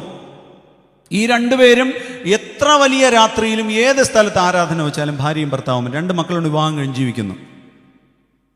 അടുത്ത ബ്രസ്റ്റിലും ക്യാൻസർ ബാധിച്ചു. ട്രീറ്റ്മെൻറ്റ് ചെയ്യാൻ പൈസയില്ല. പക്ഷെ അവരുടെ മുഖത്തുണ്ടായ ആ മുഖത്തുള്ള പ്രസാദം, ആ മുഖത്തുള്ള വിശ്വാസം, അവർ പറയുന്നത് കടവുൾ കാത്തോളും, കടവുൾ കാത്തോളും, എന്നോട് കയ്യിൽ കാസില്ലയ്യാ, കടവുൾ കാത്തോളും. പ്രിയപ്പെട്ട ദൈവത്തിൻ്റെ മക്കളെ, ഇതുപോലെ ഒരുപാട് സാഹചര്യം. ഇന്ന് അമ്മ പറഞ്ഞത് 2ാമത്തെ മകൾ പ്രഗ്നൻ്റ് ആവുന്നില്ല. കല്യാണം കഴിഞ്ഞ് ചില വർഷങ്ങളായി പ്രഗ്നൻ്റ് ആകുന്നില്ല. അത് ഞാൻ അവിടെ ഉള്ളപ്പോൾ, പക്ഷെ ഇന്ന് അമ്മ പറഞ്ഞ കണ്ണുനീരോടെ പറഞ്ഞ അനുഭവം, സ്കാൻ ചെയ്തപ്പോൾ യൂട്രസിൽ ഒരു ട്യൂമറുണ്ട്. അത് ഇന്ന് ഓപ്പറേഷൻ ചെയ്ത് മാറ്റി റിമൂവ് ചെയ്തു. അതിലൊന്നും വരരുതേന്ന് അയ്യാ നിങ്ങൾ ജപിക്കണമേ എന്ന് പറഞ്ഞു അവർ. പ്രിയപ്പെട്ട ദൈവത്തിൻ്റെ മക്കളെ, അവിടെയും ആ അമ്മയുടെ വിശ്വാസം യേശു കൂടെ ഉണ്ടെന്നുള്ളതാണ്. നമ്മുടെ ചുറ്റിലും, ഭാരതത്തിൻ്റെ വിവിധ ഇടങ്ങളിലും നമ്മുടെ ചുറ്റിലും നോക്കുമ്പോൾ ഇതുപോലെ തകർന്നു കിടക്കുന്ന അസ്ഥികഷ്ണങ്ങൾക്ക് സമാനമായ ഒരുപാട് ജീവിതങ്ങളുണ്ട്. അവർക്ക് വേണ്ടി ഒരു ചെറുവിരലനക്കുവാൻ, ഡൽഹിയിലുള്ള അഭിമന്യ തിരുമേനി പറഞ്ഞതുപോലെ ഒരു സഭ പണിയുവാൻ, ഒരു സ്ഥലം വാങ്ങുവാൻ ഇന്ന് ഇവിടെ ഇരിക്കുന്ന ചിലര് ദൈവത്തിൻ്റെ സന്നിധിയിൽ തീരുമാനം, എല്ലാവരും ഒന്നും ഞാൻ പറയുന്നില്ല, ഒരു പക്ഷേ ചിലരെങ്കിലും ദൈവസന്നിധിയിൽ തീരുമാനിച്ചാൽ ഇത് രണ്ടും വളരെ പെട്ടെന്ന് നടക്കും, വളരെ പെട്ടെന്ന് നടക്കും. പ്രിയപ്പെട്ട ദൈവത്തിൻ്റെ മക്കളെ, വേദപുസ്തകത്തിൽ മത്തായി 5:16 ഞാൻ രാവിലെ ഓർപ്പിച്ചു, നിന്റെ വെളിച്ചം, നിങ്ങളുടെ വെളിച്ചം അവരുടെ മുൻപിൽ പ്രകാശിക്കട്ടെ. യോഹന്നാൻ 5:6 ഒറ്റപ്പെട്ട് കിടക്കുന്നവൻ്റെ അടുക്കൽ വരുന്ന യേശു ക്രിസ്തു പറഞ്ഞു, നിങ്ങൾ എനിക്ക് ഭക്ഷിപ്പാൻ തന്നു, നിങ്ങൾ എനിക്ക് കുടിപ്പാൻ തന്നു, നിങ്ങൾ എന്നെ കാണുവാൻ വന്നു, നിങ്ങൾ എന്നെ സന്ദർശിച്ചു. ഈ ഏറ്റവും ചെറിയവരിൽ നിങ്ങൾ ചെയ്തത് എനിക്ക് വേണ്ടിയാകുന്നു ചെയ്തത്. ഇവിടെ പറയുന്നത്, പ്രിയപ്പെട്ട ദൈവജനമേ, നമുക്ക് എന്തെങ്കിലും ചെയ്യാൻ പറ്റുവാണെങ്കിൽ നമ്മുടെ ലൈഫ് എന്ന് പറയുന്നത് ഒരു ഷോർട്ട് സ്പാൻ ഓഫ് ടൈം. ഇനി എത്ര കാലമാണ് ഈ ഒരു അവസ്ഥ, അല്ലെങ്കിൽ നമ്മുടെ ലൈഫ് ഇനി എത്ര കാലമാണ് നമുക്കറിയത്തില്ല. ഞാൻ രാവിലെ പറഞ്ഞ ഒന്നുകൂടെ ഓർപ്പിക്കട്ടെ, ഇത് ഓരോ ദിവസവും എഴുന്നേൽക്കുമ്പോൾ നാം ഓർക്കണം, ഒരു പക്ഷേ ഇത് എൻ്റെ അവസാനത്തെ ദിവസമായേക്കാം. എനിക്കിനിയും ചെയ്യുവാൻ ഒരുപാട് കാര്യങ്ങളുണ്ട്. ദൈവം എന്നെ ഏൽപ്പിച്ച ആ ആത്മഭാരത്തോടെ തകർന്നു കിടക്കുന്ന ചിലതിനെ എഴുന്നേൽപ്പിച്ച് നിർത്തുവാൻ ഇറങ്ങിത്തിരിച്ചാൽ ദൈവം അവിടെ നമ്മുടെ ജീവിതത്തിൽ അത്ഭുതങ്ങളെ ചെയ്യും. അസാധ്യങ്ങളുടെ നടുവിൽ നിൽക്കുമ്പോഴും, തകർന്നതിൻ്റെ മധ്യേ നിൽക്കുമ്പോഴും ഈ ജീവനുള്ള വചനം ഉള്ളിലുണ്ടെങ്കിൽ അത് ക്രിയ ചെയ്യുക തന്നെ ചെയ്യും. മൂന്നാമത്, അവസാനമായി പറയുന്ന ഒരു കാര്യം, അസ്ഥിയോട് വന്നു ചേരുന്ന അനുഭവം. ഷെയ്പ്ലെസ് ആയ അനുഭവം ഒരു പുതിയ ഷെയ്പ്പിലോട്ട് മാറുന്ന ഒരു അനുഭവം. വാക്യം 10, അവൻ എന്നോട് കൽപ്പിച്ചതുപോലെ ഞാൻ പ്രവചിച്ചപ്പോൾ ശ്വാസം അവരിൽ വന്നു. അവർ ജീവിച്ച് ഏറ്റവും വലിയ സൈന്യമായി നിവർന്നു നിന്നു. Hallelujah, hallelujah. കർത്താവിന് ആവശ്യം തകർന്നു കിടക്കുന്ന അസ്ഥികഷ്ണങ്ങളെ അല്ല, കർത്താവിന് ആവശ്യം എഴുന്നേറ്റ് നിൽക്കുന്ന ജീവനുള്ള സൈന്യമാണ്. പ്രിയപ്പെട്ട ദൈവമക്കളെ, ഞാൻ ചോദിക്കുന്നു, എത്ര പേർക്ക് അതിന് തയ്യാറുണ്ട്? ഞാൻ രാവിലെ പറഞ്ഞപ്പോ 6 മക്കളാണ് ഇവിടെ വന്നത്. അല്പ വേദനയോടെ പറയട്ടെ, നമ്മളൊരു കാര്യം കേട്ടാൽ അതിൻ്റെ 4 വശവും ചിന്തിക്കും, അല്ലേ? ഞാൻ കുറ്റപ്പെടുത്തുന്നതൊന്നുമല്ല, പക്ഷേ നമ്മളൊരു കാര്യം കേട്ടാൽ അതിൻ്റെ 4 വശവും ചിന്തിക്കും. ഈ പ്രവാചകന്റെ ജീവിതത്തിൽ അത്ഭുതം നടന്നത്, അവനൊരു റീതിങ്കിങ് ഇല്ലായിരുന്നു, ഒരു ഡിസ്കഷൻ ഇല്ലായിരുന്നു. Only obey what the God says. ദൈവം എന്ത് പറയുന്നോ അത് മാത്രം ചെയ്യുക എന്നുള്ള ഒരൊറ്റ ലക്ഷ്യത്തോടുകൂടെ ഷെയ്പ്ലെസ് ആയതിനെ ഒരു പുതിയ ഷെയ്പ്പിലേക്ക് കൊണ്ടുവരുന്ന ദൈവം. हड्डी से जोड़कर एक नया सैन्य बन गया. उधर हम देखने के समय അസ്ഥിയോട് ചേർന്ന് ഒരു സൈന്യം ഉണ്ടായതായി നമുക്ക് കാണുവാൻ കഴിയുന്നു. ഒരു കാറ്റടിച്ചപ്പോൾ വന്ന ഒരു വലിയ മാറ്റം, നേരത്തെ നിവർന്നു നിൽക്കാൻ പറ്റാത്തതിനെ നിവർന്നു നിർത്തുന്ന അനുഭവം, തകർന്ന് മണ്ണോട് ചേർന്ന് കിടക്കുന്നതിനെ ഒന്ന് ചലിപ്പിക്കുന്ന കാറ്റിൻ്റെ അനുഭവം, സ്വയമായി ഒന്നിച്ച് നിൽക്കുവാൻ പറ്റാത്തതിനെ ഒന്നിപ്പിച്ച് നിർത്തുന്ന അനുഭവം. എപ്പോഴാണെന്നറിയാമോ? ഒരു ഭൂകമ്പം ദൈവം അയച്ചു. ഈ ഭൂകമ്പം എന്തിനെ കുറിക്കുന്നു? ഭൂകമ്പം എന്തുവാണ്? It's A destructive power. തകർത്ത് കളയുന്ന ഒന്നാണ് ഭൂകമ്പം. പക്ഷെ ഇവിടെ ദൈവം തകർന്നു കിടന്ന ചിലതിനെ ഒന്നിപ്പിക്കുവാൻ ദൈവം അയച്ചതൊരു ഭൂകമ്പത്തെയാണ്. നമ്മുടെയും ജീവിതത്തിൽ ചിലതൊക്കെ സംഭവിക്കുമ്പോൾ എന്തോ ഏതോ എന്ന് മനസ്സിലാകാതെ ഭ്രാന്തന്മാരെ പോലെ, അല്ലെങ്കിൽ ബുദ്ധിഭ്രമം സംഭവിച്ചവരെ പോലെ നിൽക്കുന്ന പലരെയും നമ്മൾ കണ്ടിട്ടുണ്ട്. ഇവിടെ നമ്മുടെ ബുദ്ധിക്കും ചിന്തയ്ക്കും അപ്പുറമായി, നമ്മുടെ ആലോചനകൾക്കപ്പുറമായി പ്രവർത്തിക്കുന്ന ഒരു ദൈവത്തിൻ്റെ പരിശുദ്ധാത്മാവുണ്ട് എന്ന് നമ്മൾ മനസ്സിലാക്കണം. ഒരു ഡിസ്ട്രക്റ്റീവ് പവറിനെ കൊണ്ട് കൺസ്ട്രക്ട് ചെയ്യുന്ന പരിശുദ്ധാത്മാവ്. ഹല്ലേലൂയ, ഹല്ലേലൂയ, ഹല്ലേലൂയ. തകർത്ത് കളയുന്ന ഒരു ശക്തിയെ കൊണ്ട് തകർന്നു കിടന്നതിനെ മനയിപ്പിക്കുന്ന പരിശുദ്ധാത്മാവ്. ഇന്ന് രാത്രി ചില ഉണങ്ങിയതിൻ്റെ മേൽ ദൈവം കാറ്റയക്കാൻ പോകുന്നു. എത്ര പേർക്കത് വിശ്വസിക്കാൻ പറ്റും? ചിലരുടെയൊക്കെ ജീവിതത്തിൽ ഒരു പുതിയ ചലനം സംഭവിക്കാൻ പോകുകയാണ്. ഇനി പറ്റുകയില്ല എന്ന് പറഞ്ഞത് ശരിയാകാൻ പോകുകയാണ്.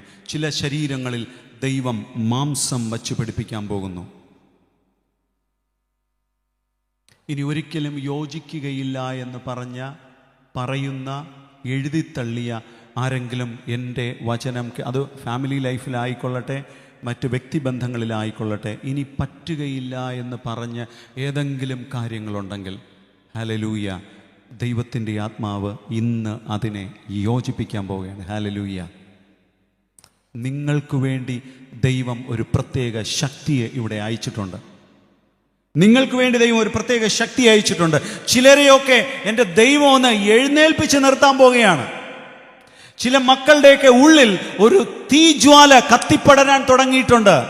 ചില യുവാക്കളുടെ, യുവതികളുടെ, മാതാപിതാക്കളുടെ മനസ്സിൽ ചില പുതിയ തീരുമാനങ്ങൾ എടുത്തുകൊണ്ടിരിക്കുകയാണ്. ഞാൻ യേശുവിന് വേണ്ടി പോകും, ഞാൻ യേശുവിന് വേണ്ടി നിൽക്കും, ഞാൻ യേശുവിന് വേണ്ടി ചിലത് ചെയ്യും എന്നുള്ള തീരുമാനങ്ങൾ, ആ തീ, ഹല്ലേലൂയ, ആളിപ്പടർന്നുകൊണ്ടിരിക്കുകയാണ്. ദൈവാത്മാവ് നിങ്ങളോട് പറയുമ്പോൾ, ഇനി അടുത്ത ആരാധനയ്ക്കായിക്കൊള്ളട്ടെ, മറ്റൊരു യോഗത്തിലായിക്കൊള്ളട്ടെ, മറ്റൊരു മീറ്റിങ്ങിലായിക്കൊള്ളട്ടെ എന്ന് നിങ്ങൾ മാറ്റിവെക്കരുത്. ദൈവത്തിൻ്റെ ആത്മാവ് ഇപ്പോൾ പറഞ്ഞാൽ അത് ഇപ്പോൾ ചെയ്യണം. ഞാൻ പറഞ്ഞല്ലോ, കർത്താവിന് ഒരു ചെറിയ സൈന്യത്തെയല്ല, ഒരു വലിയ സൈന്യത്തെയാണ്, യേശുവിന് വേണ്ടി എഴുന്നേറ്റ് നിൽക്കുന്ന ഒരു വലിയ സൈന്യത്തെയാണ് കർത്താവിന് ആവശ്യം. ഒറ്റയ്ക്കായി പോകുന്നവരുടെ അടുക്കൽ പോയിരിക്കുവാൻ നമുക്ക് കഴിയണം. തകർന്നു കിടക്കുന്നവരുടെ അടുക്കൽ പോയിരിക്കുവാൻ നമുക്ക് കഴിയണം. പ്രിയപ്പെട്ട ദൈവത്തിൻ്റെ മക്കളെ, നമുക്ക് എത്ര പേർക്ക് ഇന്ന് രാത്രി സമർപ്പിക്കുവാനായിട്ട് പറ്റും? എനിക്ക് വീണ്ടും വീണ്ടും മനസ്സിൽ ഇങ്ങനെ തോന്നിക്കൊണ്ടിരിക്കുകയാണ്. ആരൊക്കെയോ മനസ്സിൽ ദൈവാത്മാവ് സംസാരിക്കുന്നുണ്ട്. ആരുടെയൊക്കെയോ മനസ്സിൽ. രാവിലെ 6 പേര് വന്നത് അല്ല, രാവിലെ 6 പേര് വന്നതല്ല. ഇനിയും ദൈവം ആത്മാക്കളെ, അല്ലെങ്കിൽ വ്യക്തികളെ, മക്കളെ ദൈവം എഴുന്നേൽപ്പിക്കും. ഹല്ലേലൂയ. ഇന്ന് ചില കുഞ്ഞുങ്ങൾ വീട്ടിൽ പോയി പറയും, എനിക്ക് കർത്താവിന് വേണ്ടി നിൽക്കണം. ഹല്ലേലൂയ. അഥവാ മാതാപിതാക്കളോട് പറഞ്ഞാൽ, അങ്ങനെ മക്കൾ വന്ന് പറയുമ്പോൾ നിങ്ങൾ ഒരിക്കലും നോ പറയരുത്. അവരുടെ തലയ്ക്ക് വെച്ച് പ്രാർത്ഥിക്കണം. ഉടൻ ഇറങ്ങും ദൈവത്തിൻ്റെ പരിശുദ്ധാത്മാവിൻ്റെ ശക്തി അവരുടെ മേൽ. ഹല്ലേലൂയ. പ്രിയപ്പെട്ട ദൈവത്തിൻ്റെ മക്കളെ, ഈ പ്രവാചകൻ നമ്മോട് പറയുന്ന ഒരു വലിയ സന്ദേശമുണ്ട്. പറയുന്നത് പോലെ ചെയ്യുവാൻ തയ്യാറായാൽ, പിന്നെ നിൽക്കുന്ന സാഹചര്യത്തിനനുസരിച്ചല്ല, ഉള്ളിൽ പ്രവർത്തിക്കുന്ന ദൈവത്തിൻ്റെ പരിശുദ്ധാത്മാവിൻ്റെ ശക്തിക്കനുസരിച്ചായിരിക്കും അത്ഭുതങ്ങളെ സംഭവിക്കുന്നത്. എൻ്റെ ജീവിതത്തിൽ ഒരുപാട് ഉണങ്ങിയ അവസ്ഥകൾ വന്നു. ഞാൻ എൻ്റെ ഒരു അനുഭവം കൂടെ പറഞ്ഞു.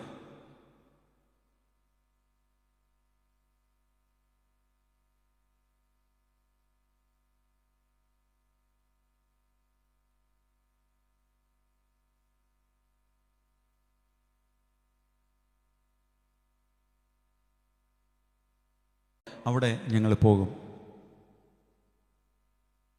പ്രാർത്ഥിക്കുക. പ്രവാചകൻ പറഞ്ഞ 3 കാര്യമാണ്. ദൈവം പറഞ്ഞത് അതുപോലെ ചെയ്തു. രണ്ടാമത്, അസാധ്യമെന്ന് ചിന്തിച്ചതിൻ്റെ നോക്കി അവൻ ധൈര്യത്തോടെ പ്രവചിച്ചു. അവിടെ പ്രവചിച്ചപ്പോൾ തകർന്നു പോയ ചിലത് ദൈവസന്നിധിയിൽ ഒരുമിച്ച് ഒരു വലിയ സൈന്യമായിട്ട് എഴുന്നേറ്റ് നിന്നു.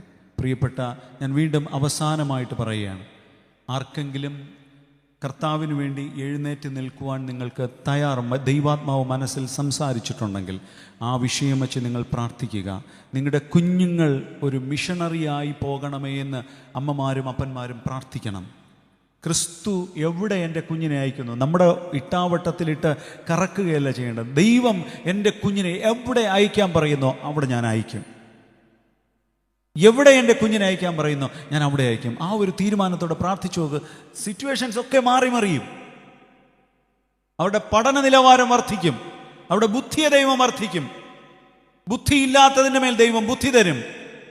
ഞാൻ രാവിലെ പറഞ്ഞ 2 വാക്ക് അവസാനം, do something for Christ, lose something for Christ. ഞാൻ ഒരുപാട് നഷ്ടപ്പെടുത്തി യേശുവിന് വേണ്ടി പോയ ആളാണ്. അതിൻ്റെ 1000 ഇരട്ടി ദൈവം മടക്കി തന്നു. മക്കൾ എൻ്റെ കൂടെ ഇല്ലാത്ത അവസ്ഥയുണ്ടായിരുന്നു. പക്ഷേ അതിനൊക്കെ ദൈവം എനിക്ക് പ്രതിഫലം തന്നു. മക്കളില്ലെന്ന് പറഞ്ഞ്, നിങ്ങളുടെ കൂടെ ഇല്ലെന്ന് പറഞ്ഞ് ഒരിക്കലും കരയരുത്. അങ്ങാണ് ഇങ്ങാണെന്ന് പറഞ്ഞ് ആരും കരയരുത്. അവർക്ക് വേണ്ടി പ്രാർത്ഥിക്കണം. അവരെ നടത്തുന്ന ഒരു ദൈവമുണ്ട്. ആ ദൈവം നമ്മെ അത്ഭുതകരമായി വഴി നടത്തും. തീർച്ചയായിട്ടും എനിക്കിങ്ങനെ ഒരു അവസരം എനിക്ക് തന്നതിന് ഞാൻ ദൈവത്തിന് നന്ദി പറയുന്നു. എല്ലാവരോടും അഭിവന്ദന തിരുമേനിമാരോടും എല്ലാവരോടുമുള്ള നന്ദി പ്രത്യേകം പറയുന്നു. ഞങ്ങൾക്ക് വേണ്ടി പ്രാർത്ഥിക്കുക, ഞങ്ങളുടെ കുടുംബത്തിന് വേണ്ടി പ്രാർത്ഥിക്കുക. 2 മക്കളും പഠിച്ചുകൊണ്ടിരിക്കുന്നു. മകളുടെ പഠനം പൂർത്തിയാക്കി കർത്താവിൻ്റെ ഹിതപ്രകാരം ദൈവം എവിടെ അയക്കുന്നോ അവിടെ പോയി കർത്താവിൻ്റെ വേല ചെയ്യുവാനായിട്ടും, അല്ലെങ്കിൽ ദൈവത്തിൻ്റെ ഇഷ്ടം എന്താണോ അതിനനുസരിച്ച് നിൽപ്പാൻ ദൈവം ശക്തീകരിക്കുന്നതിന് വേണ്ടി പ്രാർത്ഥിക്കുക. പരസ്പരം പ്രാർത്ഥനയിൽ ഓർക്കാം. ദൈവം നമ്മെല്ലാവരെയും അനുഗ്രഹിക്കട്ടെ. ആമേൻ. ഹല്ലേലൂയ, ഹല്ലേലൂയ, ഹല്ലേലൂയ.